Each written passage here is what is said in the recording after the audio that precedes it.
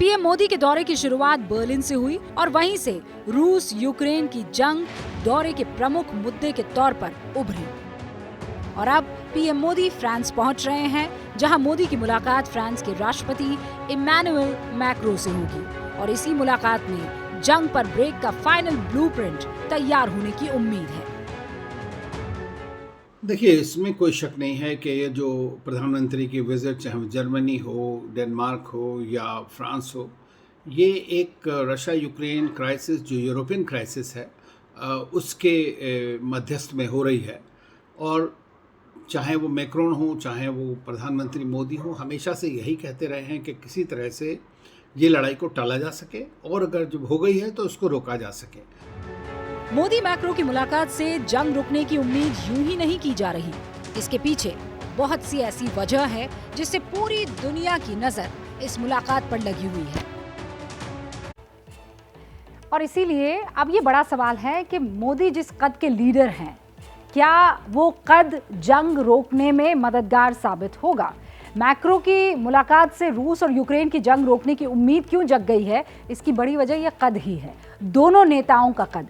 Macro अभी दूसरी बार France के राष्ट्रपति चुने गए हैं। प्रधानमंत्री नरेंद्र मोदी का भी दूसरा कार्यकाल है। बावजूद इसके आप देखिए, दोनों नेताओं की रेटिंग में किसी तरह की कोई कमी नहीं आई है। और ये रेटिंग डोमेस्टिक नहीं, ग्लोबल रेटिंग में बता रही हूँ। मॉर्निंग कंसल्ट नाम की एक संस्था है, उसने एक सर्वे किया है। उस सर्वे के मुताबिक आपके सामने रेटिंग रख रही हूँ। सबसे पहले प्रधानमंत्री नरेंद्र मोदी की रेटिंग आप देख लीजिए, 77%। उसके मुकाबले इस वक्त दुनिया में कोई दूसरा नेता नहीं है इस रेटिंग का नेता। अभी हिंदुस्तान छोड़ दीजिए, पूरी दुनिया में आपको कहीं नहीं दिखने वाला है। दूसरे नंबर पर रेटिंग आप देख लीजिए, लेकिन दूसरे नंबर के इंपॉर्टेंट नेता के तौर पर इमैनुअल मैक्रो जो है फ्रांस के राष्ट्रपति, वो है। उनकी अप्रूवल रेटिंग कितनी है? 41%। आगे आइए, ऑस्ट्रेलिया के स्कॉट मॉरिस, उनकी अप्रूवल रेटिंग कितनी है? 41%। अमेरिका के राष्ट्रपति जो बाइडेन आजकल काफ़ी सुर्खियों में है, लेकिन 40% जो है उनकी रेटिंग है। जर्मनी के चांसलर ओलाफ शोल्ज, उनकी रेटिंग 38% के आसपास है। ब्रिटेन के प्रधानमंत्री बोरिस जॉनसन, वो भी आपको यूक्रेन की सड़कों पर घूमते हुए नजर आए थे। प्रधानमंत्री बोरिस जॉनसन की रेटिंग 29% है, 29%। और उधर आप देखिए प्रधानमंत्री नरेंद्र मोदी की रेटिंग, जो पहले बड़े नेता के तौर पर 77% के साथ पहली पोजीशन पर है। और ये सिर्फ एक एजेंसी की रेटिंग है, लेकिन दुनिया की ज्यादातर रेटिंग एजेंसियां यही बताती है कि प्रधानमंत्री नरेंद्र मोदी की लोकप्रियता, और उस लोकप्रियता के आसपास दुनिया का अभी कोई भी नेता नहीं है। फ्रांस के राष्ट्रपति इमैनुअल मैक्रो अब तक जंग में मध्यस्थता करने वाले नेताओं की लिस्ट में सबसे ऊपर है। मोदी, मैक्रो इस वक्त दुनिया के वो दो नेता हैं जो अपने अपने तरीके से जंग रोकने की सबसे ज्यादा कोशिश कर रहे हैं। इन आंकड़ों से आप समझिए कैसे। एक नई जो है आपके सामने तस्वीर लाती हूं मैं। जंग शुरू होने के बाद पुतिन से संपर्क करने वाले नेताओं में मैक्रो भी है और प्रधानमंत्री नरेंद्र मोदी भी है। लेकिन आपको बताती हूँ, पुतिन और मैक्रो की जो चर्चा है वो कब कब हुई। 28 फरवरी को शुरुआत होती है। मुद्दा क्या रखा जाता है? पुतिन से युद्ध विराम को लेकर बातचीत, ये मुद्दा रहता है। 3 मार्च को पुतिन ने युद्ध विराम से इनकार कर दिया, दोबारा बातचीत हुई तब।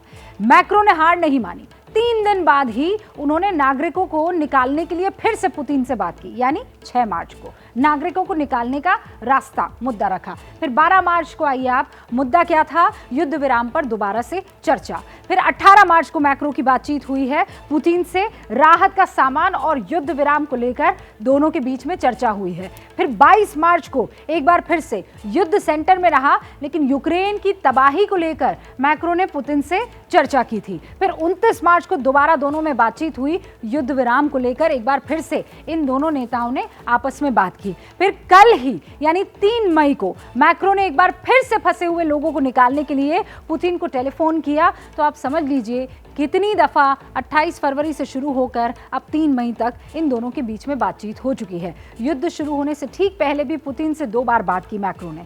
मैक्रो की तरह ही प्रधानमंत्री नरेंद्र मोदी भी जंग पर विराम लगाने के लिए लगातार पुतिन से संपर्क में है। जिस दिन रूस यूक्रेन की जंग छिड़ी यानी 24 फरवरी को, उसी दिन पुतिन को फोन करने वाले प्रधानमंत्री नरेंद्र मोदी पहले नेता बने थे जिन्होंने पुतिन से युद्ध विराम की अपील की। वो 24 फरवरी जंग का वो पहला पहला दिन था जब प्रधानमंत्री ने फ़ोन किया और पुतिन से बात की। उसके बाद 2 मार्च को प्रधानमंत्री नरेंद्र मोदी ने दोबारा फ़ोन लगाया और इस बार फ़ोन लगाया यूक्रेन में फंसे भारतीयों को निकालने के लिए पुतिन को। यही वो मुद्दा था, 2 मार्च को फंसे भारतीयों को निकालना, और वो सफल भी हुए।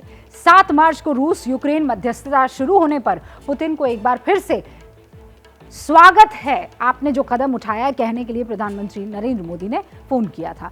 तो रूस और यूक्रेन जंग छिड़ने के बाद राष्ट्रपति व्लादिमीर पुतिन से जितनी बातचीत भारत और फ्रांस के राष्ट्र अध्यक्षों ने की है, उतनी किसी दूसरे नेता ने नहीं की है, और ये फैक्ट है। इन्हीं 2 नेताओं की मुलाकात आज होने जा रही है, और इसीलिए पूरी दुनिया खून खराबा रुकने की उस उम्मीद को देख रही है।